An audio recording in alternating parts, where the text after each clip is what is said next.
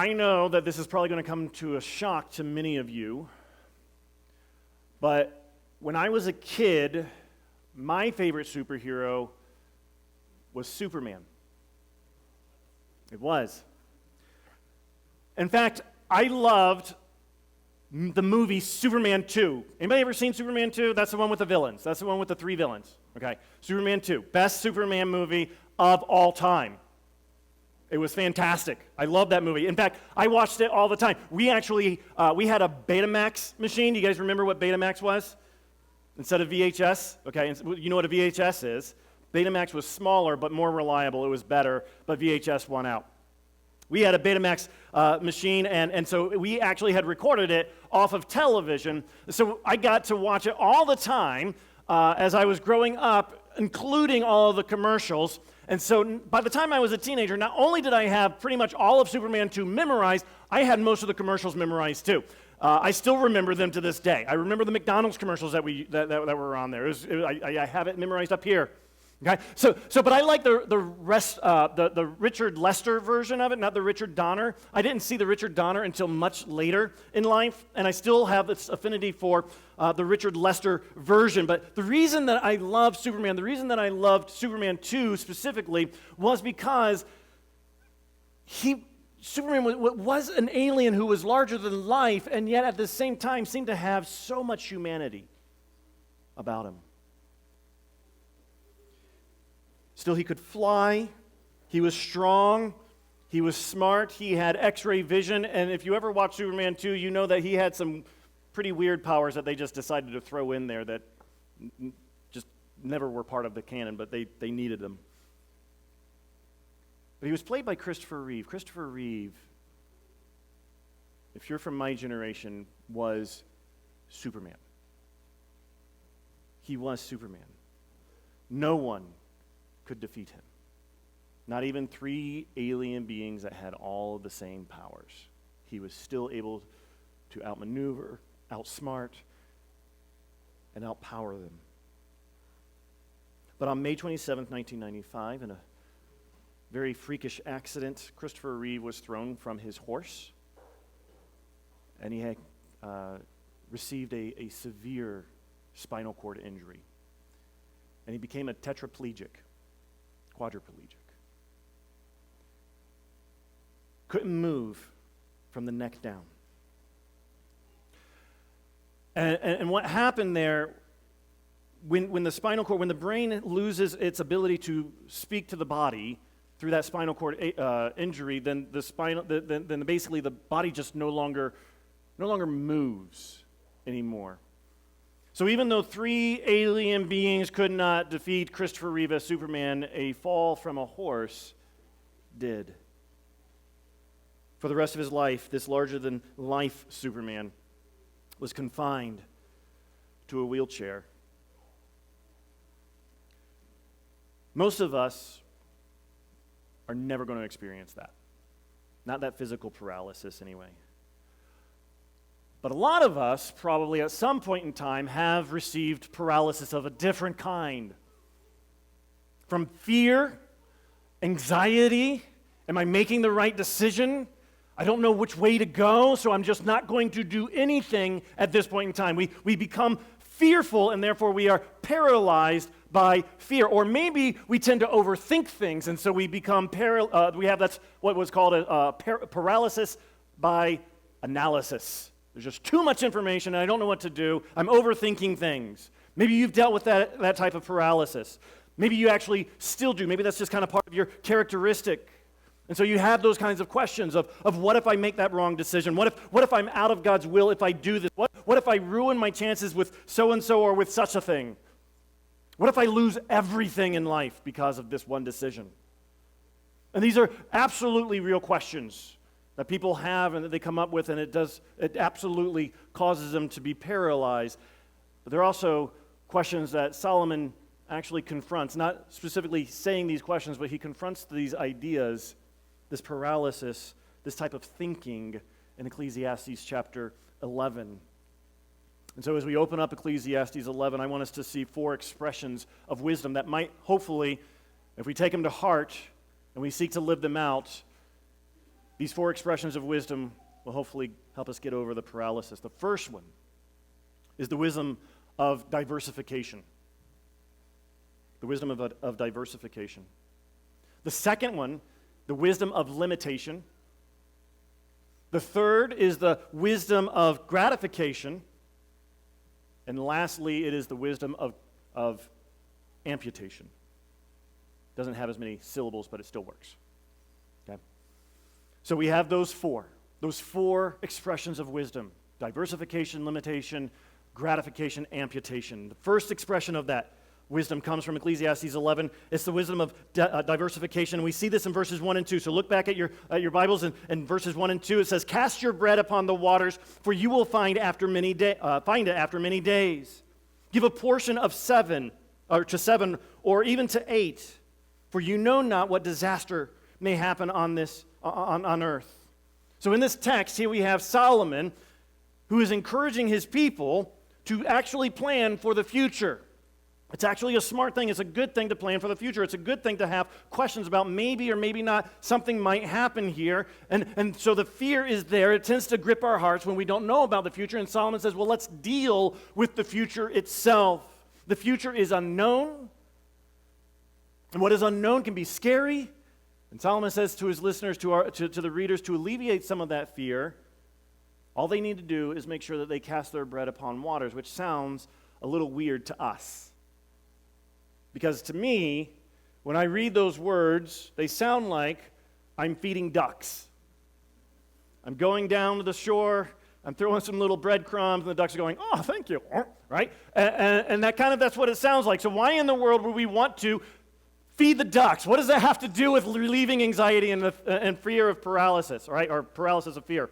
How does that work that way? Well, we need to first understand, before we go any further, that bread typically was a metaphor for our livelihood or our sustenance.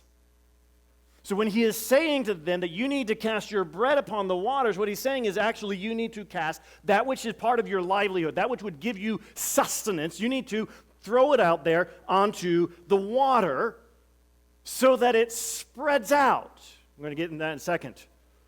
But that does certainly mean that if we are going to throw out our livelihood, what for us would be our money, basically, because that's how we make our livelihood, that's how we make our lives work. We have our money. We need to throw that out onto the waters, which means that it involves a lot of risk.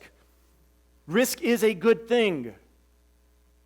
Now, certainly there are stupid risks that we can make, uninformed risks that we can make here. But there are some informed good risks that we need to do.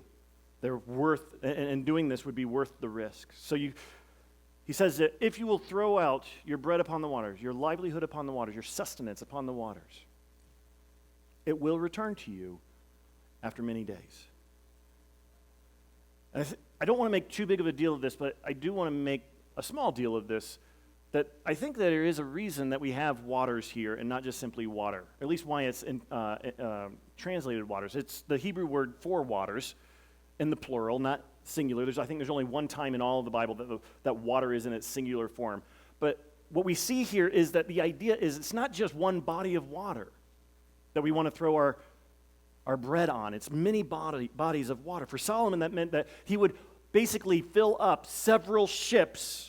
And some of them might go across the Mediterranean. Some of them might go to one area of the coast, to another country, and others would go down here. And some would go down to Africa and so forth. They would go all different types of bodies of water, not just simply one body of water. For a farmer, that meant that he's probably going to take a smaller ship. He's going to fill it with some grain. He's going to send it up the Jordan River to this place, or he might actually, if he is a large enough farmer, maybe send it across the Mediterranean. You're going to do it across different bodies of water, whether it's the Sea of Galilee or whether it's the Dead Sea, wherever it might be. You are sending it across various bodies of water. Why? Because you never know when a storm is going to happen, and that is going to sink to the bottom of the sea or to the bottom of the river.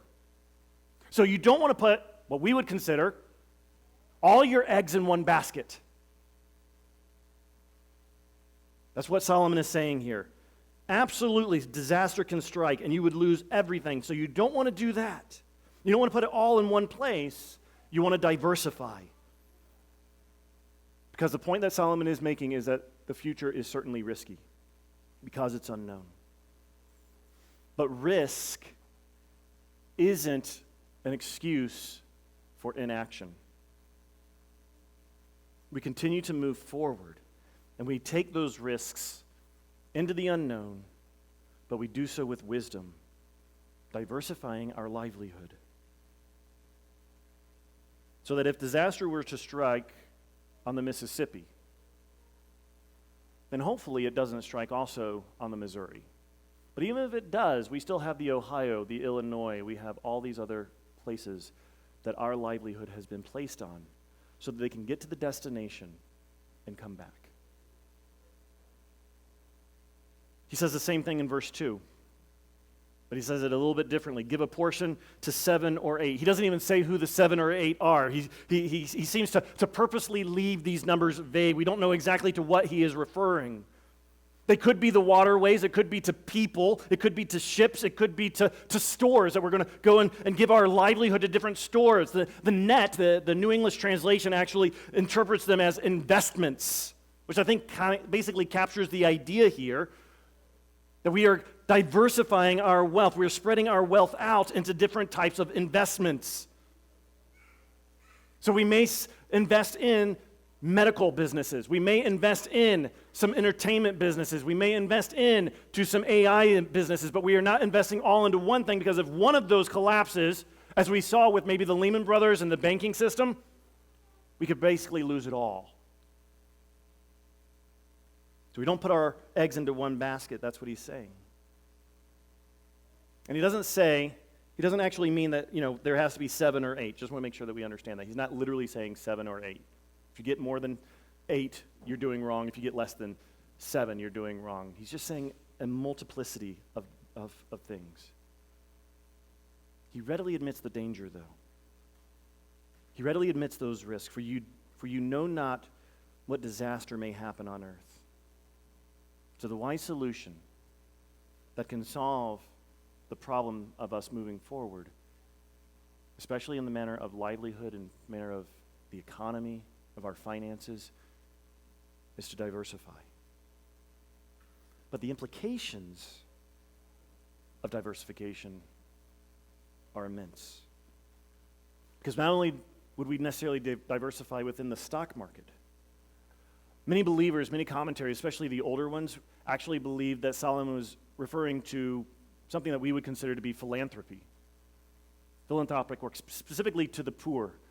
That we should throw out our livelihood, we should throw out our bread out there for the poor to receive, and then we will receive spiritual blessings in return, which is exactly what Paul says in 2 Corinthians chapter 9. If you want to go there, you can, but it's going to be up here. It says, as it is written, he has distributed freely, he has given to the poor. His righteousness endures forever. He who supplies seed to the sower and bread for food will supply and multiply your seed for sowing and increase the harvest for your righteousness, or of your righteousness. It's the same concept that Paul mentions there to the Corinthians. If you would just cast your bread out for the poor to receive, God will make sure that it comes back to you. But it's not just to the poor, not just to giving to those in need, but we could also look at missions giving. Right now we're giving to Annie Armstrong Easter offering. And we have no earthly idea whether or not all the missionaries that would benefit from this are going to be on the mission field a year from now, or if they're going to use it as wisely as we would hope or that we would do. We don't know. We're taking a risk in giving our money to missions. But both Solomon and Paul would say that it would be absolutely worth it, that the return will come. But it's not just with our own money, it's with our time, with our gifts. Because God calls on us to be generous with one another. Not just with our church family, but with our own families, with our neighbors, with our coworkers, all the many waters that are out there. To think upon them to give them our time and be generous with our time, to give them our gifts, so that the unity would be stronger. And we would make each other better. So we must not be afraid of getting decisions wrong or even taking risks. Solomon says that we can mitigate those if we would just diversify. There's a wisdom of diversification, but there's more than just the wisdom of diversification. There is also the wisdom of limitation. And by that I simply mean that we need to keep in mind that we are limited people. We are finite creatures, and we were meant to be. We were never meant to be God. God created us in His image, but He didn't create us as powerful or as smart as He is. He created us with limited abilities. We were meant to be limited. And so what we see in Ecclesiastes 11, starting at verse 3 through 6, it says, "If the clouds are full of rain, they empty themselves on the earth. And if a tree falls to the south or to the north, in the place where the tree falls, there it will lie. He who observes the wind will not sow, and he who regards the cloud will not reap. As you do not know the way the Spirit comes to the bones in the womb of a woman with child, so you do not know the work of God who makes everything. In the morning sow your seed, and at evening withhold not your hand, for you do not know which will prosper, this or that, or whether both alike will be good." And so here is Solomon. He's giving us a list of everyday occurrences, everyday events that we see, everyday, all these realities of life that we just take for granted. We don't even think so much about it. But there are also this list of realities that we have absolutely no control over. We have no control over where it's going to rain. We have no control over where a tree is going to fall. It's not under our purview. We don't have that ability. Can we control the wind? Can we control life in the womb? That's what Solomon is saying here. We just simply accept these events that happen. Now, sometimes we might want to control the weather, the wind, maybe. We'd like to control whether our baby is born healthy, but in reality, there is very little that we can do to control those areas of life. And that's Solomon's point. A farmer who is waiting for the perfect conditions, hence the looking at the wind, he's observing the wind, and he's looking at the clouds, and he's waiting for the perfect conditions. Solomon basically says, you're never going to start planting if you're waiting for the perfect conditions. Because there is no perfect condition in this life. We live life under the sun in an imperfect world. Therefore, there can never be perfect conditions in an imperfect world. And if we're waiting for perfect conditions to act, we will find that we will wait into eternity. Because that's the only time that everything's going to be perfect. Choosing to wait for perfect conditions is actually a choice not to act at all. And this happens with so many young people. And by young people, I mean young men and women that are either A, deciding whether they should get married, or B, deciding whether they should have children. Typically, they want everything to be perfect. They've got to have their education, they've got to have their job, they've got to have financial security, they've got to have a house. And they wait, and they wait, and they wait.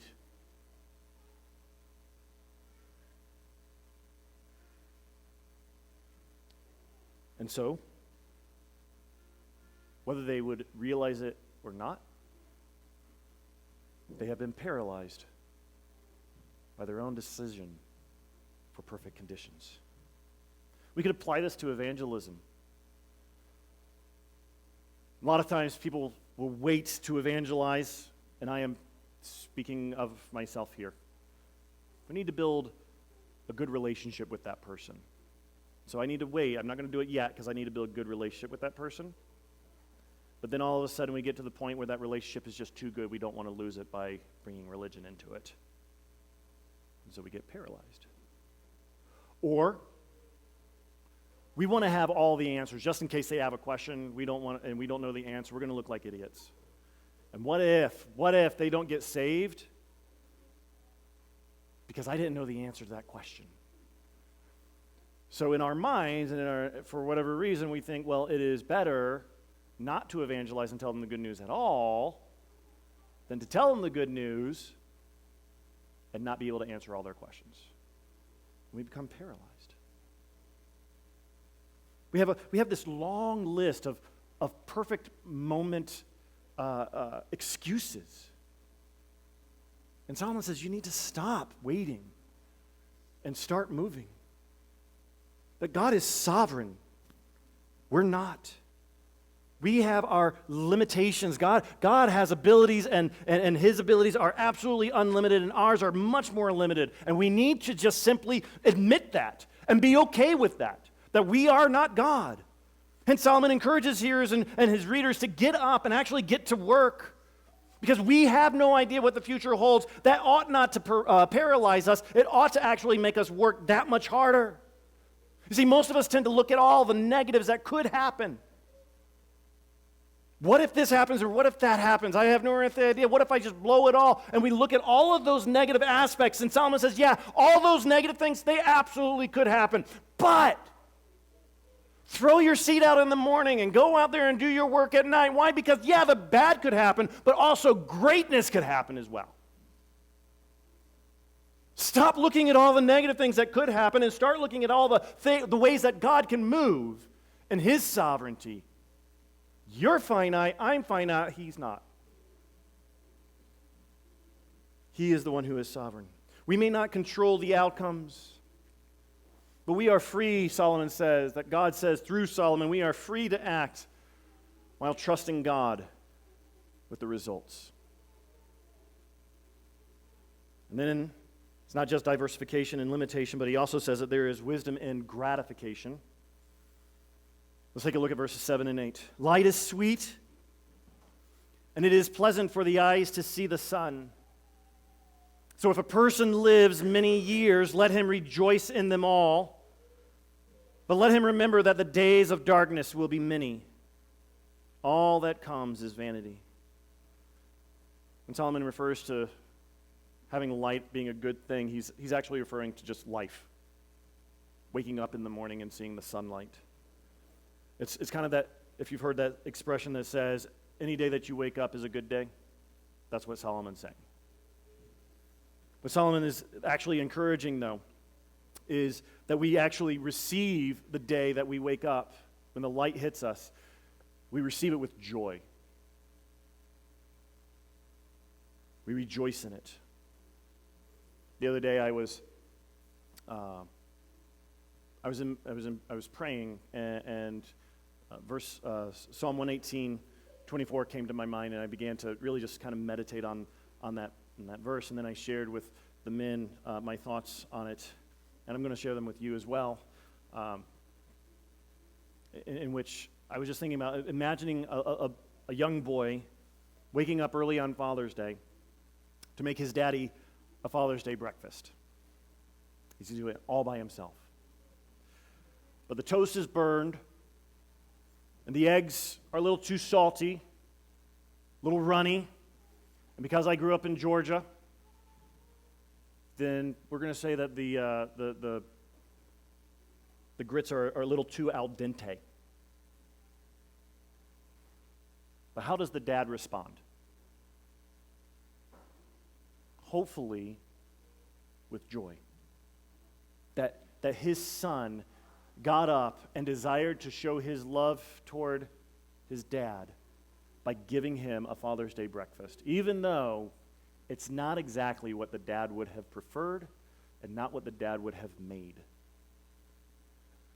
So this morning when I was praying, or that day when I was praying, and Psalm 118:24 came to mind, this is the day that the Lord has made, let us rejoice and be glad in it.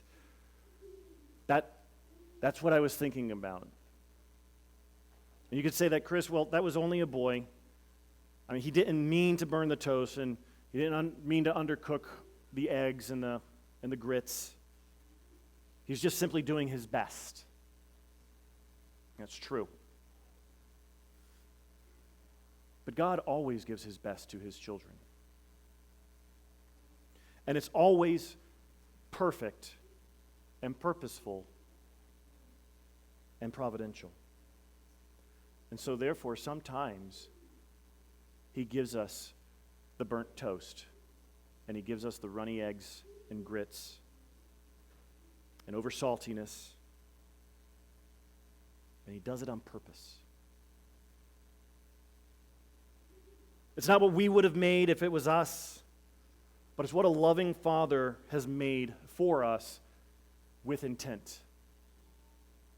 So then the question is, how then do we respond to that? Hopefully the same way that the Father would respond to his Son's breakfast, with less critique and a whole lot more joy. So we may not necessarily like the day that the Lord has made, because it's not what we would have preferred. But let us rejoice anyway and be glad in it. Solomon would say we should have some gratification in that day. We enjoy it all as best as we can. And by the grace of God, we can enjoy it no matter how dark they are, because there will be dark days.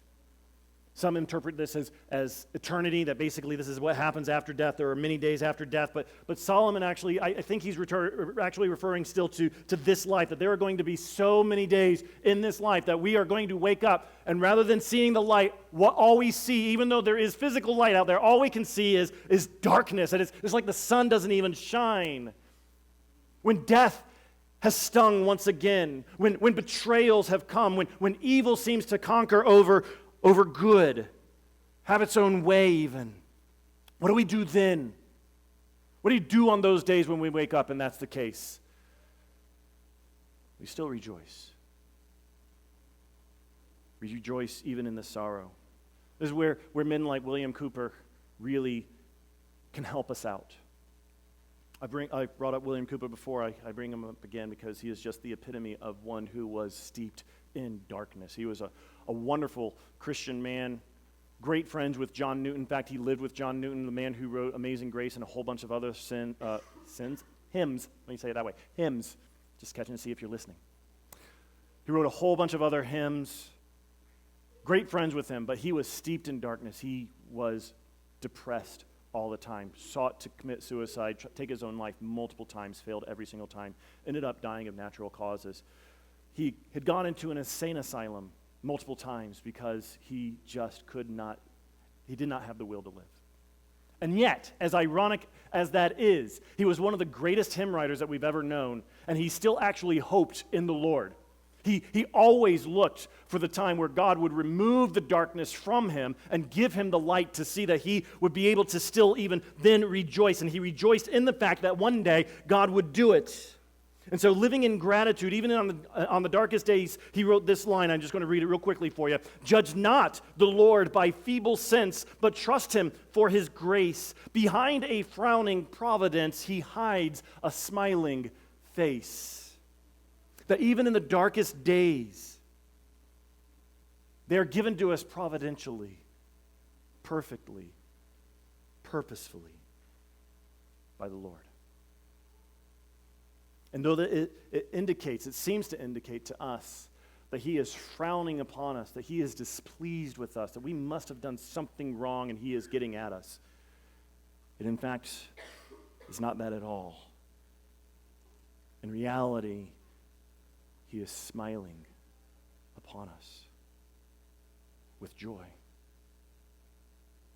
We simply just may not be able to see it yet or understand it yet. Solomon went on to say that everything that comes in this life is vanity, and in that sense he's saying that it's not so much worthless, but it's a vapor. It's going to disappear. If you've ever driven over a bridge over the Missouri or Mississippi, early in the morning sometimes you'll have that fog that comes up, and it makes it almost impossible to see. Sometimes it is just pretty much impossible to see, it's so thick. And yet, in the midst of all of that vapor, all of that mist, all of that fog, we actually can still make it through, no matter how slowly it might be. And it's hard for us in that moment We probably don't even think about it because all we can concentrate is not crashing into the person in front of us. Harder to realize that maybe in an hour, maybe less, all of that's going to be gone. The vapor will disappear. Paul said to the Corinthians, he says, for this light, momentary affliction is preparing us for an eternal weight of glory beyond all comparison. As we look not to the things that are seen, but to the things that are unseen. For the things that are seen are transient, they disappear so quickly. But the things that are unseen are eternal. If all we can see are the things in the mist, if all that we can see is the darkness, though the sun is shining, we will not see the reason for rejoicing or being gratified by the day that the Lord has made. Solomon says we need to look past it and understand that God has made each day beautiful for us with a smiling face. So we've seen 3 of the 4 expressions of wisdom: diversification, limitation, gratification. Now we look at that 4th expression, the wisdom of amputation. Look at verses 9 and 10. Rejoice, O young man, in your youth, and let your heart cheer you in the days of your youth. Walk in the ways of your heart and the sight of your eyes, but know that for all these things God will bring you into judgment. Remove vexation from your heart and put away pain from your body, for youth and the dawn of life are vanity. There's that idea of gratification again, except this time it is specifically given to young men and women, right? He is telling you, don't lose these moments. Rejoice in these moments. You do not know how hard older life is going to be, so rejoice in them while you can. You don't know the extent of darkness that may come upon you yet. Rejoice in them. You don't know how good you have it. And young men and women need to be reminded from time to time to rejoice in the days of their youth. It's a gift to be received with joy. But again, Solomon says it's all vanity. They will disappear quickly, just like the frog on that river. But he also then wrote something strange. Something that if you are familiar with Jeremiah 17:9, which says that the heart is deceitful above all things and desperately sick, who can understand it? Why would Solomon say what he just said? And then he says, if you're familiar with Judges chapter 17, verse 6, which says that in those days there was no king in Israel, everyone did what was right in their own eyes. Why would Solomon say something that seems to be the exact opposite here, where he says that you walk in the ways of your heart and the sight of your eyes? Why would he say that? That seems a little strange. It seems to be counterintuitive. It goes against everything that the Bible says. Some people would say that he's simply just trying to be sarcastic. Go ahead. Go do it. See what happens. I don't think he's trying to be sarcastic. I do think that he's trying to be provocative. I think he's got this same kind of provocation that Augustine had when he said that, hey, love God and do as you please. You have to stop and think for just a moment here. What does he mean by loving God and doing as you please? Simply that if you love God, then what brings God pleasure is also going to be what brings you pleasure, and therefore, if you love God, then by all means, do as you please. Because you will please, what will bring you pleasure is pleasing God. And here is Solomon saying, go ahead, follow your heart. Do the ways of your eyes, follow the sight of your eyes. That's fine, but keep in mind that you will answer for them on the day of judgment. So if we were to do as our hearts desire, but we also remember that the day of judgment awaits, how ought we to respond to that? How ought we to act? Solomon gives us the answer. Remove vexation from your heart. We don't manage sin. We don't play around with sin. We don't make peace with our sin. we cut it out. We amputate it. That's the wisdom of amputation. We amputate this vexation. This vexation is actually, it's the Hebrew word that just simply means to provoke. That which provokes our hearts. And then he says that we amputate that which provokes our heart, and we also amputate the pain, which is how the ESV has chosen to render it. I don't think necessarily that's the right way to do it because the word actually is a Hebrew word for evil. It can certainly mean pain, but I think in this case, it really actually means the evil. So that which is provoking our heart, we are to amputate. That which is then the evil in our bodies, that which is then the expression of that which has provoked our hearts, we need to cut that out as well. It's a twofold process